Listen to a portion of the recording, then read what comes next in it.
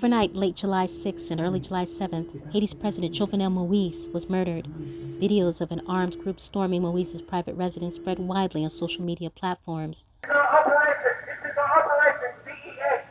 Audio captured the alleged killers identifying themselves as DEA officers, spurring speculation of the agency's involvement that was swiftly dismissed. That day, empty streets and gunfire alternated in Port-au-Prince, opening a new chapter in Haiti's history. A chapter that, 3 weeks later, is still packed with unknowns and plot twists. Multinational investigations in the U.S., Haiti, and Colombia have shed little light on the crime. One aspect of the investigation focuses on individuals and companies based in Florida, another on high-level law enforcement figures in Haiti, and a third on the role the Colombian ex-soldiers played in the assassination. So far, more than 50 individuals have become targets of the investigation, including Emmanuel Christian Sonon, a Florida-based pastor who 10 years ago uploaded a YouTube video promoting himself as an agent of change in Haiti. But I want to bring them the new hope that they need to have a better life. After Sonon's arrest, Dimitri Herrad, head of security at the presidential palace, was placed under custody for interrogation.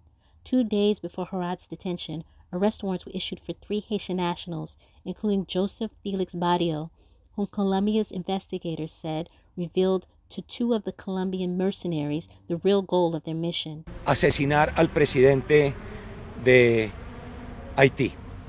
Amid lack of evidence, the role of the Colombian ex-soldiers has been widely questioned, with some believing some of the soldiers were tricked into participating in the attack.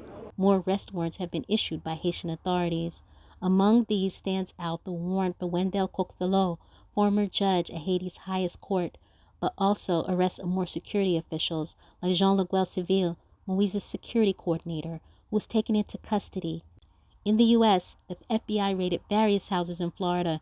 Federal agents have been going in and out of this very large home Belonging to Walter Bentemilla, president of Worldwide Capital Lending Group. The raid was an attempt from U.S. authorities to search for records that connect Bentemilla or his business to the plot to kill Jovenel Moïse. While Worldwide Capital Lending Group lent money to Sonon for his projects in Haiti, the company denied knowledge of a plot to kill Moïse. The murder created a temporary power vacuum in Haiti, with 3 people claiming for almost 2 weeks to be Haiti's prime minister, until pressure from international organizations facilitated Ariel Henry becoming prime minister and acting president of Haiti. And now, as reported by the New York Times, Haiti's First Lady Martine Moïse hinted at a possible run for president of Haiti. Amid reports that some of the investigators are being threatened to alter testimonies, many questions remain unanswered. Why did an unknown pastor from Florida secure a loan for reconstruction efforts in Haiti? Why did Haiti's presidential security offer little resistance during the attack? Is Joseph Felix Barrio another mastermind or messenger? And will Haiti ever know who killed Jovenel Moïse?